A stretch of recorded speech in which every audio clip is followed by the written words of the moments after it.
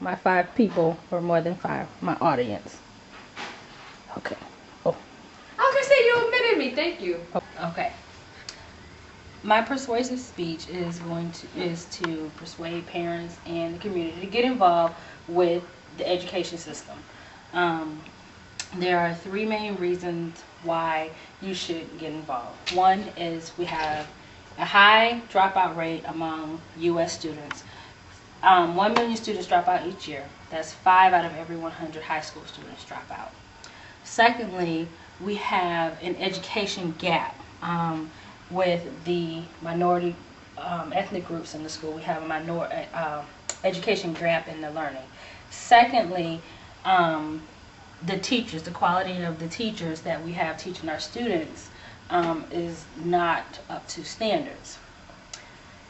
The high school dropout rate can be attributed to chronic truancy, which will lead to a natural progression of students not returning to school, because if you're not going to school all the time, you're not going to want to go back after you've missed so much.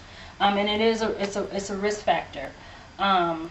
Over the last decade, between 347,000 to 544,000 10th to 11th graders dropped out of high school without completing without successful completion.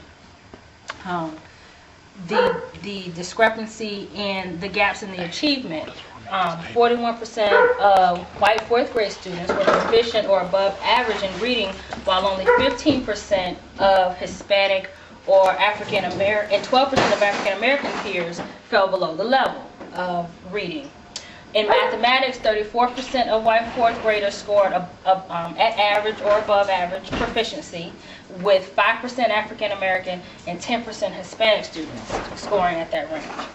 African American students and Hispanic students in the 12th grade score 4 years behind white 12th graders.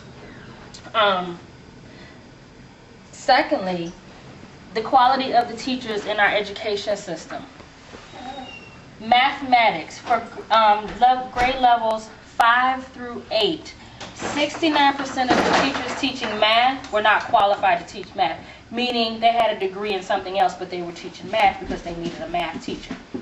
For high school students, that's 31%.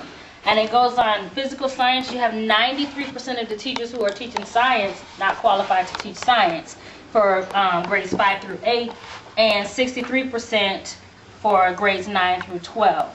So we have the lack of the teachers being qualified to teach our students. Parental involvement is the key to improving student success.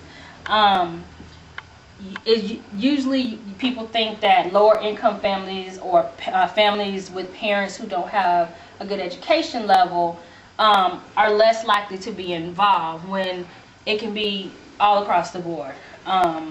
Parents need to get involved with their children, and to get parents involved, we need effective communication. Parents need to know, they need to hear from the school officials, and we have to communicate back and forth with the school officials. The school officials also need to be able to empathize with the parents. Sometimes you have single parent households with 3 and 4 children that they have to look after, and there's not the time to sit down and look over the homework or do the homework. So we have to get out into the community and find other ways to help these students achieve, or just be on the level where the education level where they should be. And there are after school programs, free after school programs, tutoring, there's YMCA, there's different programs that that you can get involved in. Even if you're not a parent, you can volunteer your time to teach and mentor a student at any community any community facility. To combat truancy, that's going to take an effort from everybody. You see, I remember a long time ago there used to be truancy officers that would go around, and if you weren't in school, you get picked up, you get taken to school, and you had to go to school. That was just it. They don't have truancy officers anymore. So at 12 o'clock in the afternoon, you see a 15-year-old, 16-year-old, they're just walking around doing whatever, not going to school.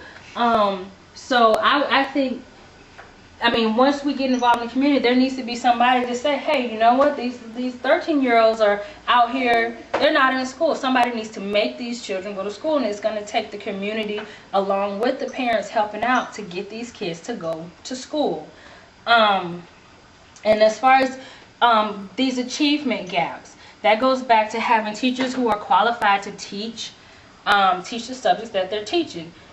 But the way that we do that, we have to communicate. We have to demand from the school system. We want qualified teachers. Whatever your school district is, you have to go to the Board of Education meetings. You have to go to the PTA. You have to question the teacher's credentials. Are you qualified to teach this subject to my child? Because I have a degree in business administration, but I cannot go and teach chemistry because I don't know anything about chemistry. But the way it is now, I can go and get certified as a teacher just because I have a bachelor's degree and I can teach chemistry and I know nothing about chemistry. That's setting our students up for failure.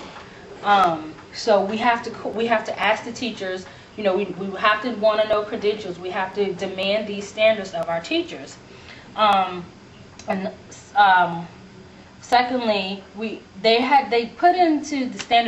made the standardized testing, trying to catch up all the students and make sure that everybody in the 4th grade was on that level.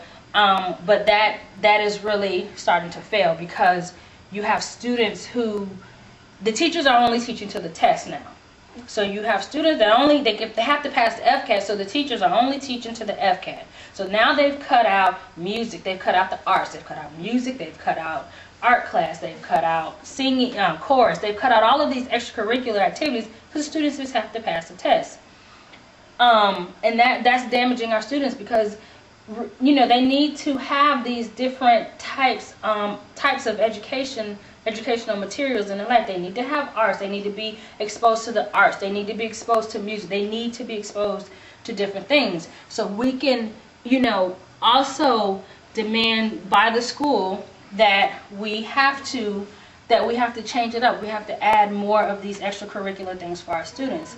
So basically, like, how we fix the problem of our poor education system, again, schools, officials, teachers, counselors, they need to reach out to the parents who are less fortunate, who can't get to the PTA meetings.